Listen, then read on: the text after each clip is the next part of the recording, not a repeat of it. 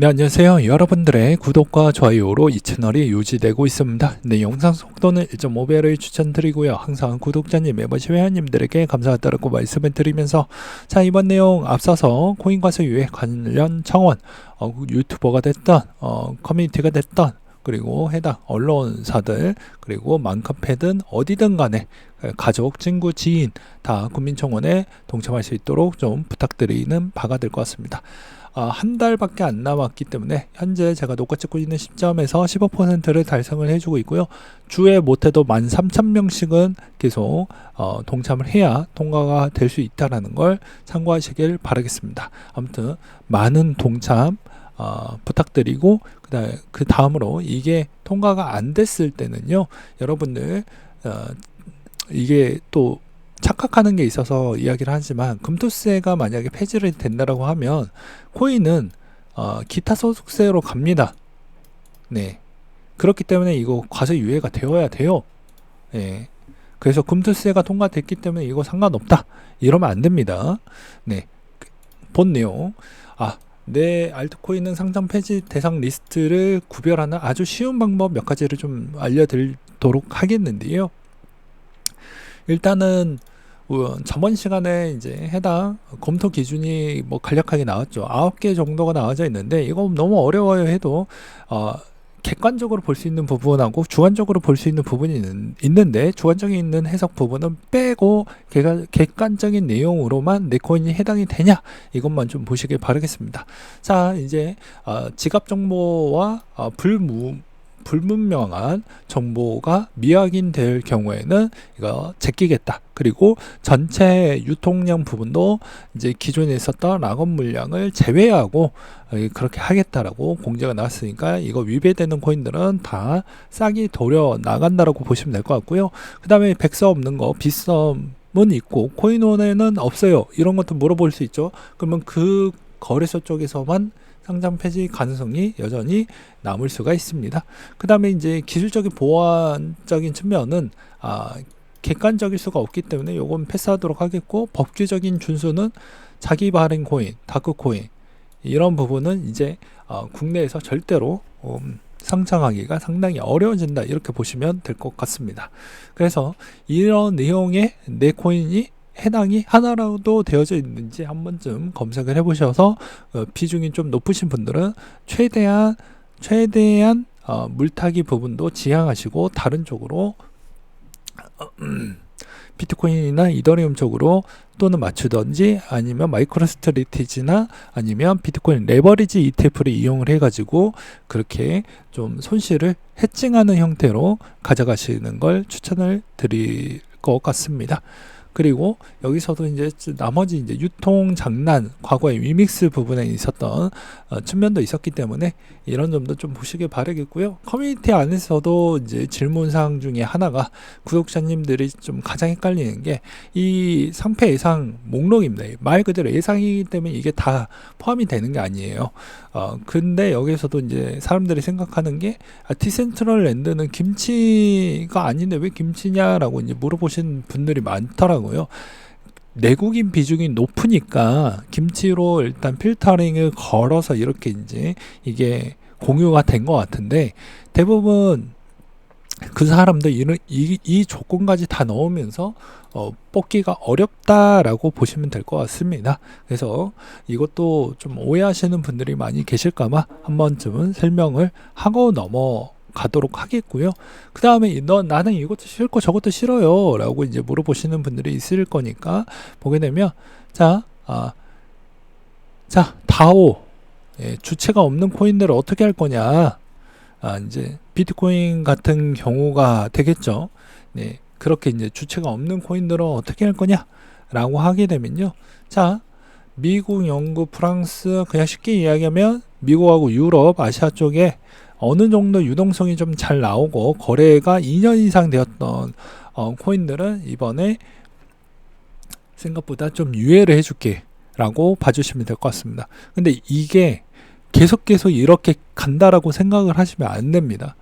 예, 무슨 말인지 아시겠죠? 그리고 시간이 지나면 지날수록 더욱더 빡세진다. 검열이 빡세진다. 라고 보시면 될 것 같은데 7월 19일 정도에 6개월 정도 심사니까 주의사항이 나올 겁니다. 그럼 다음 달부터 이제 알트코인의 거래량이 계속 많이 떨어지고 가격이 방어 안 되는 애들은 건들면 안 되겠죠. 지금도 조정이 나와주고 있지만 다음 달 정도 시행되면 그때부터 이제 주의 종목은 다 제끼고 봐야 됩니다. 웬만하면 주의 종목은 다 제끼고 봐야 돼요. 예. 그리고 웬만하면 코인베이스 기반에서 대부분 상장되어져 있고 문제없는 코인이면 웬만하면은 좀 지금에 있는 이 시즌 때까지는 상장 폐지될 확률은 매우 낮아진다. 이렇게 생각을 하시면 될 것 같고요.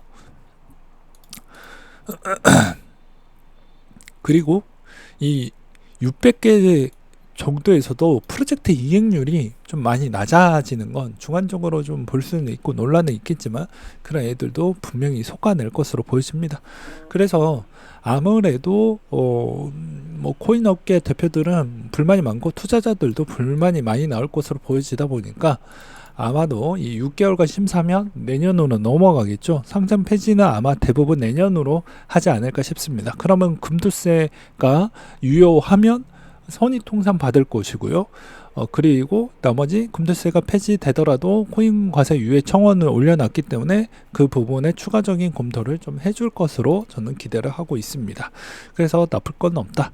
나는 그리고 이것도 저것도 너무 어려워요 하면 비썸에서 제공해주는 이 내부자 보유 비중을 확인을 해볼 수가 있겠고요. 그 다음에 쟁글에서도 확인이 가능합니다. 검색을 해보면 다 나오게 되어져 있습니다. 그리고 이번에 이제 금융위원회가 소속 공무원 부분 따로 이제 부처를 또 만들었고요. 이제 투자도 할 수 있게끔 푼다라고 되어져 있습니다. 그렇기 때문에 이걸 푼다라는 건 무슨 말이냐? 이제 제대로 빡세게 관리를 할 것이다. 그러니까 장난친다라고 해도 대부분 다 걸러지기 때문에 이런 점을 잘 참고해라 라고 저는 들리기도 했었고요. 그래서 금융위원회 가상자산 신설 국무회의 통과가 됐습니다. 이 신설이 됐다라는 건 이제 금투세가 어떻게 될지 모르니까 신설을 했다라고 볼 수가 있게 되겠죠. 그래서 금융위원장은 몰라요. 기재부도 모릅니다. 국회의원에서 법안이 통과가 되어야지만 그게 효력이 발생을 하기 때문에 이번 금투세 부분 계속해서 확인이 필요하고요. 그 다음에 번스타인 마이크로 스트래티지 자본시장 개척 부분이 있다. 2020년도 예비자산에 암호화폐를 매입하면서 21만 개 이상을 갖고 있다고 되어져 있죠. 그래서 나중에 녹화 방송으로도 올려드리기도 하겠지만 마이크로 스트래티지 비중하고 그 다음에 레버리지 ETF로 이렇게 가져가셔도 되고요. 아니면 마이크로 스트래티지를 가져가면서 마이크로 커버드 콜 ETF를 가져가셔도 됩니다. 그 다음에 주 대표도 마찬가지로 아직 시장은 죽지 않았어요 라고 이야기를 했는데 매도 압력이 생각보다 좀 낮고요. 그리고 신규 부분에 따른 유입이 조금은 부족하지만 현재에 따른 이 강세장의 과도한 리스크 부분이라고 보기에는 좀 어렵다 라고 이야기를 하기도 했습니다. 그 다음에 바이낸스 CEO가 이제 이런 이야기를 하기도 했었는데요. 비트코인 연말까지 8만 불까지 간다라는 내용이 있기도 했습니다.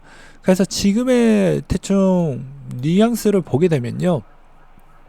어떻게 좀 보고 있냐면 자, 나스닥이 너무 많이 올라가고 있습니다. 이것도 이제 따로 영상 따로 빼가지고 설명을 드리기도 하겠지만요.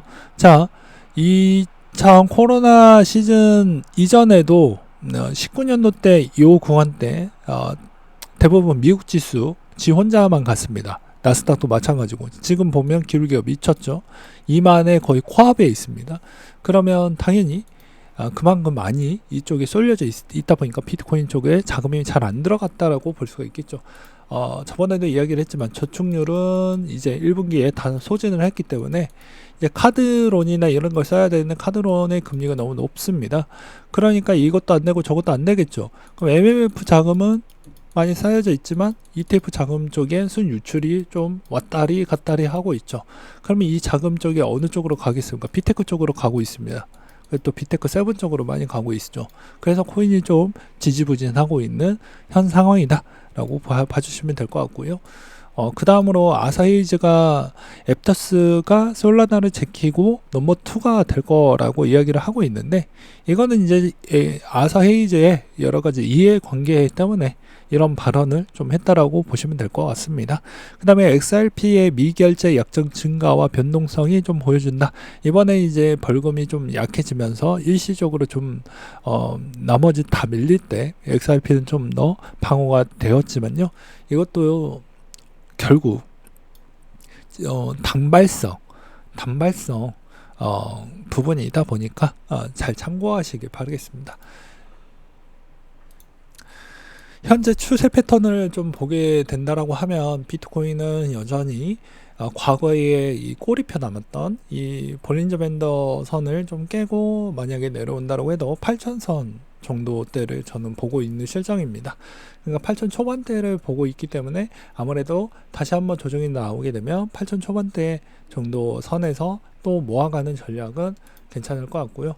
마찬가지로 이더리움은 이번에 이제 8월달 정도 때까지는 여전히 이제 그만큼 호재가 앞으로 3개월 동안은 그래도 2개월 동안은 그래도 좀 남아져 있으니까 이걸 좀 적극적으로 이용을 해 나가면서 적립식 투자를 해보면 좋은 성과가 나올 것이다. 적립식 투자는 진짜로 틀린 이야기가 아닙니다. 정말 효과가 뚜렷하게 나옵니다. 네. 그 비슷한 예시를 나중에 시간이 되면 보여드리도록 하겠습니다. 배당을 주는 주식도 배당을 재투자해서 가는 주식 차트 비교를 해보면 월등하게 수익성이 달라지고요. 금액도 달라집니다. 네, 그러니 이더리움, 비트코인 물론 스테이킹해서 이자 분포도는 좀 낮지만 그럼에도 불구하고도 적립식을 꾸준하게 해보면 여러분들이 결국 승자가 될 것이다. 이번에 호주 현물 ETF 내용은 좀 묻히긴 했지만 이미 통과가 됐습니다. 한국은 또 호구짓 하려고 가장 늦게 하려고 하는 그런 움직임을 보여주고 있죠. 네, 여기까지 준비를 했고요. 이상으로 마치도록 하겠습니다.